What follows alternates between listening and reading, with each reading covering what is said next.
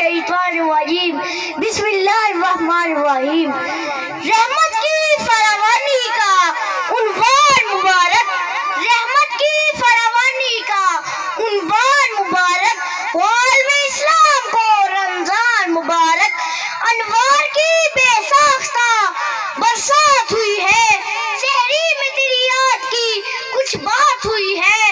افطار میں پیغمبر دلدار کی باتیں ہے، چاروں طرف نور کے آثار کی باتیں، دنیا کو کھلے دل سے ماہ شان مبارک، رحمت کی فراوانی کا عنوان مبارک، تقویٰ بھی محبت بھی محبت کی نبی بھی،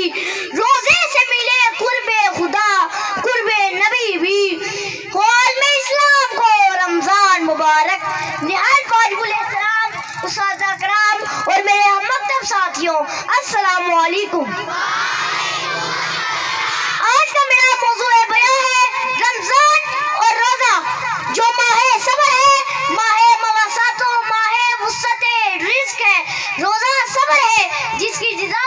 رب ہے۔ اس ماہ مقدس میں گھروں میں تلاوت قرآن پاک اور نعت منقبت کی صدائیں گونجنے لگتی ہیں، گھر اسلامی تہذیب کا نمونہ بن جاتے ہیں، خالی اوقات میں تسبیحات کا ورد، حقوق اللہ کے ساتھ حقوق العباد پر بھی توجہ دی جاتی ہے، طبقہ عمرہ غربا و مساکین پر زکوٰۃ و صدقات کا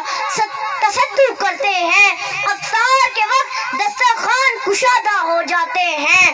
جہازین محفل جنت کو رمضان کے لیے خوشبوؤں سے معطر کیا جاتا ہے، رمضان کی پہلی رات کو عرش کے نیچے ایک ہوا چلتی ہے جس کا نام مشیرہ ہوتا ہے، اس کے جھونکوں سے جنت کے درختوں کے پتے اور دروازوں کے حلقے بجنے لگتے ہیں اس ماہ مقدس میں جنت کے دروازے کھول دیے جاتے ہیں اور جہنم کے بند کر دیے جاتے ہیں، حضرت جبریل علیہ السلام کو حکم دیا جاتا ہے کہ سرکش شیاطین کو قید کر کے گلے میں توق ڈال کر دریا میں پھینک دو تاکہ امت محمد صلی اللہ علیہ وسلم کے روزوں کو خراب نہ کرے۔ مجھ کو روزے رکھنے ہیں، مجھ کو روزے رکھنے ہیں، میرا بھی ہے ارماں، مجھ کو روزے رکھنے ہیں، میرا بھی ہے ارماں، رزق و محبت کی رم جم سے تھل تھل ہو جاتا ہے جہاں، دن کو روزہ رات قیام، سربسود ہے رب کے غلام، روزے دار کے منہ سے جو بو آتی ہے وہ رب کے ہاں خوشبو ہوتی ہے، ذکر و تلاوت کے حلقے